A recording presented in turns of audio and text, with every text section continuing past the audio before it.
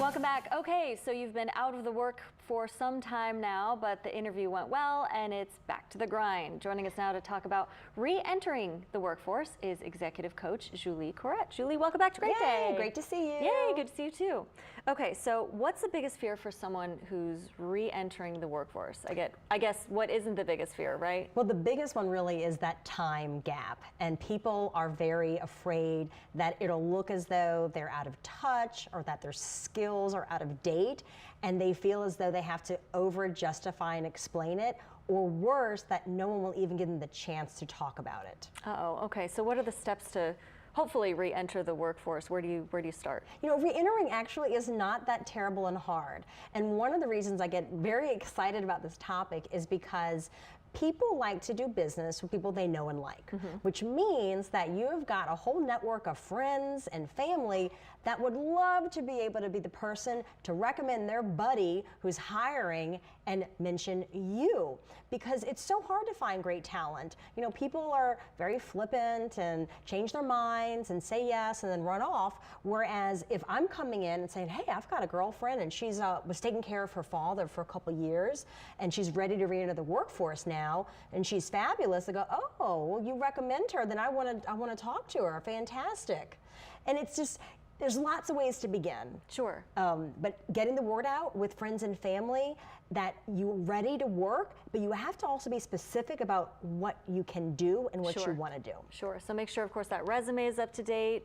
And what do you do with that cover letter? I mean, if you're not looking for something specific.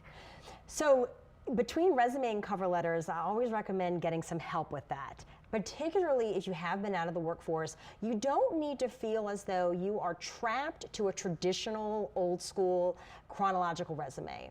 They have skill-based resumes you can write now where you highlight the things that you can do well. But when you're writing a cover letter or even your resume, there are career coaches out there that will help you. You don't need to try to figure it out on your own.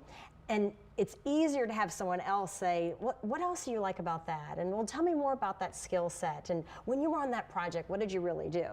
And you don't have to sit there in your own head and come up with all the answers. Right, so obviously, I mean, you're a big fan of coaching, finding the appropriate coach for yourself and for your skill set. But it's also nice, I think, to be able to trust someone to take a step back who isn't you. You know what I mean? To look and say, oh, well, I think you're really good at this. Did you think about adding that to maybe your resume? We happen to give very little credit to the work that we can do. You know, we take for granted that we ran a household or we managed, you know, medication and treatment for a loved one, and we discount the things that we did 5 or 10 years ago because everyone thinks everything's technology and electronic, but really those things can be taught. We're talking about transferable skill sets. That's the big buzzword, and we're talking about follow through and coordinating and being proactive and developing. But you need a coach who's got all this stuff on the tip of their tongue who can give you those words to put out there. So yes, I am a fan of coaching and career coaches really do exist. Sure, okay. And then going kind of backtracking to friends and family, how else can they help you? I mean, they name drop, they kind of, you know, put you to the top of the pile. What else can they do? Well, your friends and family also know you, and they also have friends that know they're hiring. So part of it is about expanding your network and saying, gosh, you know what? I'm pretty sure so-and-so mentioned to me last week they're looking to expand. Because a lot of jobs aren't listed on Indeed.com, and they all don't even make it to work locally. Jobs just sit on local websites. So your friends and family hear about things, but you've got to hook them up. You've got to be really specific with what you want to do and what skill sets you have. And even if you're at the point where you're saying, well, you know, Jacqueline, I don't know what I want to do, but here are my skill sets. Sure. That's enough. Because otherwise, then I'm going to say to my friends and family, oh, my friend's re-entering the workforce. She's great. She's great, right? Yeah, what can you say, right? But instead, you really have to spoon feed them. Make it something that they can actually copy and paste into a text message to a couple people or to a social media post, and they can write, I've got a great friend, she's re-entering the workforce, she's skilled in accounting, project management, and graphic design. Sure. Anybody who's looking to hire, let me know, I'll put y'all in touch. Boom.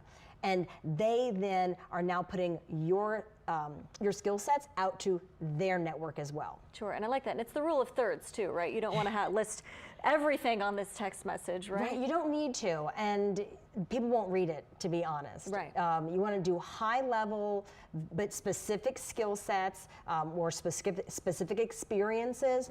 Just the fact that maybe, hey, I had a great friend and she worked for the Ritz-Carlton for 6 years as a concierge and she's ready to get back into work. A lot of folks are going to automatically think highly of this person simply because of the company they worked for. And that alone would be enough to put out there. Sure. But you've got to put it out there. And don't be hesitant to try. I mean, folks really give themselves a hard time and say, oh, it's been too many years. We understand. Life happens, you have to care for family members, you have children, or you just took some time off for whatever reason. And a coach can help you articulate it too. So tell us about volunteering. This is a wonderful way to get back into the workforce because you're working with companies and you're getting new skill sets right then and there live. So think about all the nonprofits, all the events that happen in this city. You can volunteer at Jazz Fest, French Quarter Fest, you can volunteer at the library. And that does two things for you. One, you're getting new experiences. So you are running an event, you're processing payments, you're coordinating volunteers, but also you're now in front of organizations that hire. And I hear time and time again of folks that will go and volunteer for events, associations, organizations, and wind up getting hired because they were a long-term volunteer. So to